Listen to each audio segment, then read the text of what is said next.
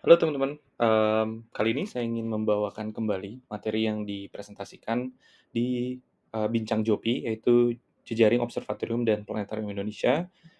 Kalau nggak salah ini pada tanggal, di antara bulan Oktober 2020. Jadi sudah 4 tahun yang lalu, kurang lebih. Jadi waktu itu saya masih bekerja di Mahnoong. Mungkin ini quick introduction, saya lulusan Fisika Unpar, lanjut ke Astrofisika ITB setelah mencoba memulai startup di tahun 2018 sampai 2020, yaitu di EcoSol Sun Harvester, membangun pemanas air tenaga surya.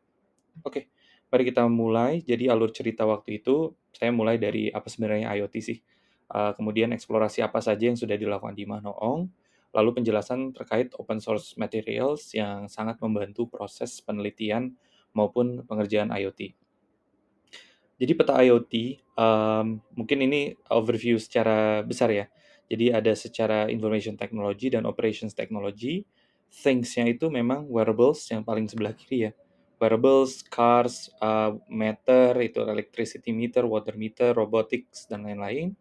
Itu nanti akan diproses menggunakan sensor dan actuators gitu ya. Data yang dikumpulkan atau diproduksi oleh sensor actuators ini akan digabungkan di gateways. Nah, ini biasanya disebut edge. Makanya ada computing at edge dan lain-lain. Biasanya edge ini adalah pemisah di antara physical things sama information things gitu ya. Jadi nanti ada edge IT untuk provide data analytics biasanya sebelum dikirim ke cloud gitu ya. Biasanya kalau memang teman-teman udah coba sekarang tuh yang populer Bardi gitu ya. Nah, edge device-nya Bardi itu ya si device-nya gitu ya. Biasanya kalau ada gateway, nah itu edge device juga. Oke, sebenarnya, petualangan ini dimulai dari EcoSol Sun Harvester. Jadi ini adalah passion project saya laksanakan dari SD. Dahulu sangat sederhana, hanya sebuah corong air dan juga panel. Kemudian dikembangkan ke sebelah kiri gitu ya, memiliki sebuah, sensor dan juga sistem otomasi berbasis IoT. Jadi dari mulai dari 2007, tapi sempat saya hentikan dulu karena mau fokus di S2. Kemudian saat ini saya sudah bekerja, EcoSol pun belum dimulai kembali, jadi masih dormant.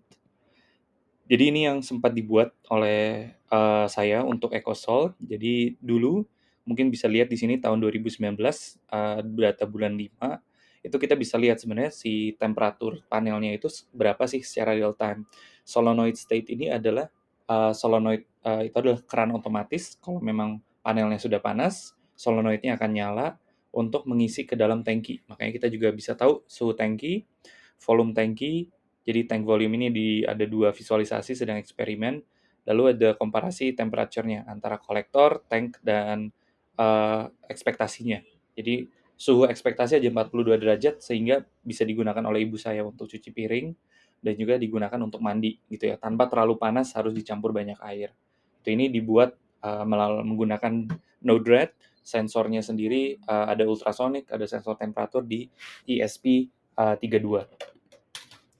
Nah, dari pengalaman menggunakan Node-RED, untuk IoT di EcoSol, akhirnya saya belajar untuk membuat beberapa aplikasi di Imanoong.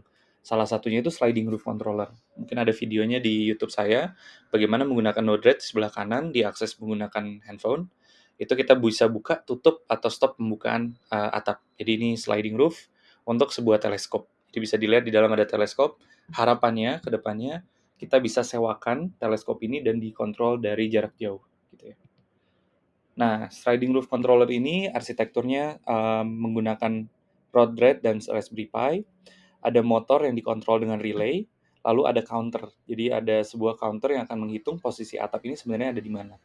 Dan setup ini itu bisa diakses dari internal WiFi networknya Imanoong. Jadi memang belum dibuka untuk ke eksternal, sengaja karena memang terkait security gitu ya. Jadi saat ini kalau mau dikontrol dari luar, itu harus connect ke sebuah laptop yang connect di WiFi-nya Imanoong menggunakan AnyDesk atau misalnya TeamViewer gitu ya. Dan datanya itu bisa untuk ngecek weather station, ada cloud monitor gitu ya, dan ada integrate camera monitor. Oke, kurang lebih ini fotonya. Jadi di sebelah kiri ini, sorry, kiri atas yang warna putih itu adalah Raspberry Pi yang connect ke relay di box besar. Jadi box besar ini sebenarnya sudah ada sistem kontrolnya untuk motor di atap tersebut. sistem Raspberry Pi dan Node-RED ini hanya mengotomasikan sehingga bisa dikontrol dari jarak jauh gitu ya. Ini ada relay-nya, ada Raspberry Pi Shield-nya yang mungkin kalau kelihatan banyak kabelnya, jadi dibuat pakai sebuah PCB ya untuk connect Raspberry Pi. Terus ada screen untuk menunjukkan sebenarnya IP address-nya, statusnya lagi online atau tidak. Nah, ini kurang lebih head-nya gitu ya, Raspberry Pi head yang didesain sehingga nanti konektor-konektor ke relay dan juga ke beberapa sensor itu lebih sederhana, lebih mudah. Oke, nah ini contoh weather station yang coba dibuat ya di Imah Noong. Jadi ada pakai sensor BME 280, data yang dikumpulkan itu menggunakan ESP8266 gitu ya. Jadi ini bisa coba dicek di GitHub untuk resource-nya. Dan ini sebenarnya terinspirasi dari Bosca AWS. Jadi menggunakan data lokal dan juga citra satelit BMKG untuk memvisualisasikan sebenarnya kondisi di radius lokal Imah Noong itu seperti apa cuacanya dari satelit. Lalu ini sebenarnya belum dilanjut kembali ya, mungkin ada rencana akhir-akhir ini untuk melanjut proyek ini kembali, yaitu membuat sensor hujan yang sederhana menggunakan corong, toples dan juga sebuah ini menggunakan duplex dan seng sederhana untuk counternya gitu ya. Jadi ini waktu itu modal minimal untuk menghilangkan rasa bosan gitu ya, sebuah rain gauge. Ini nanti bisa dikalibrasi. Seingat saya sudah dikalibrasi, tapi saya lupa menyimpan data kalibrasinya. Harusnya dari ukuran corong ini kita bisa cek sebenarnya rain rate-nya di lokasi tersebut berapa. Dan ini weather station, kalau memang ada yang ingin mencoba gitu ya, waktu itu di Bincang Jopi, tujuannya untuk menginspirasi teman-teman di observatorium dan planetarium lainnya untuk bisa membuat sensor ini secara sendiri gitu ya. Terus sempat juga di Imah Noong itu membuat biogas monitoring. Jadi Pak Hendro, pemilik Imah Noong, itu senang sekali untuk explore teknologi-teknologi terkini. Salah satunya renewable energy itu ada biogas. Jadi waktu itu tugas saya untuk membuat bagaimana data biogas ini bisa di-capture menggunakan sensor ya, sensor tekanan, kemudian dikirim ke IoT gitu ya. Karena gas ini kalau nggak salah itu juga masih sampai sekarang dipakai untuk masak di rumah beliau. Dan hasil dari selarinya atau hasil fermentasinya itu bisa dipakai pupuk organik. Tapi tantangan utamanya karena biogas korosif, umur dari sensor itu tidak lama, mungkin 1 bulan, bahkan ada beberapa sensor itu hanya 1 minggu. Itu ini menjadi tantangan di masa itu. Nah, ini salah satu contoh biogas monitoringnya, jadi pakai ESP32 dan sensor tekanan gitu ya. Nah, Node-RED untuk server dan visualisasinya. Karena Node-RED memang semudah itu untuk membuat logic dan juga visualisasi. Nah, ini juga karena di Jopi terkait observatorium atau astronomi, ada satu sensor namanya SQM, Sky Quality Meter, yaitu mengukur sebenarnya cahaya di atas kita itu berpolusi atau tidak. Jadi waktu itu SQM ini harus selalu dikonekin ke laptop, kalau padahal waktu pengukurannya itu bisa dalam 1 malam full. Akhirnya dibuatlah sebuah ideation untuk bisa ngambil data ini menggunakan ESP32, datanya dikirim ke Node-RED atau ke sebuah server untuk dianalisa di esok harinya. Gitu, itu idenya. Jadi pondasi yang digunakan itu tidak banyak, mungkin beberapa karena Node-RED ini sekarang sudah cukup mature ya. Jadi ini open source, jadi dan selalu di-improve. Begitupun dengan Arduino.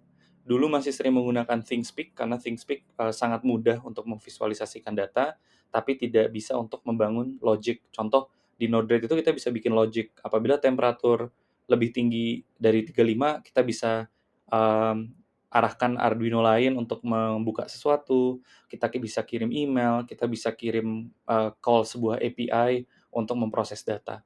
Dan MQTT adalah protokolnya ya, jadi ada protokol HTTP POST GET, POST API, atau MQTT gitu ya. Jadi sebenarnya ada beberapa hal lain, tapi ini yang sebenarnya sering digunakan di Imah Noong. Kurang lebih ini terkait Node-RED, jadi tutorialnya ada di Fred Sense Technique seingatku, tapi apakah masih ada atau enggak, belum dicek kembali. Tapi di back end-nya kita bisa bikin logic, jadi drag drop, bener-bener low code platform. Kita bisa cek nih misal dari input sebelah kiri, kita olah kemudian jadi output di sebelah kanan. Atau bahkan kita bisa bikin dashboard-nya langsung, ada Node-RED UI namanya, Node-RED dashboard, bisa beberapa kontrol. Jadi kita bisa put switch, slider untuk kemudian dikirim ke Arduino. Oh, ini sebuah ide kalau memang sebenarnya waktu itu harapannya banyak sensor yang terpasang, terinspirasi dari Precious Plastic, itu nanti banyak dari lokasi observatorium dan planetarium di Indonesia itu bisa dilihat secara peta globalnya. Jadi kita bisa lihat nih sensor apa aja yang sudah online, lalu kita kalau mau kunjungan itu bisa ke lokasi yang mana. Itu ya, peta JOPI ya, Jejaring Observatorium dan Planetarium Indonesia. Oke. Sebenarnya di waktu itu, seingat saya pasti berbicara banyak sekali tentang impian untuk bisa membudayakan IoT ini di JOPI dan, sekolah-sekolah, para dosen-dosen dan guru-guru yang tergabung sebagai anggota JOPI. Tapi, karena satu dan lain hal itu belum tercapai, insya Allah dalam waktu dekat bisa menyempatkan waktu ya, untuk, memulai kembali cerita, semoga impian tersebut tercapai. Dan ini foto SRO, Sierra Remote Observatories. Jadi di Sierra ini ada satu lokasi atap sliding roof gitu ya, di dalamnya orang boleh nitip teleskop. Dan beberapa teleskop di sini pun itu disewakan.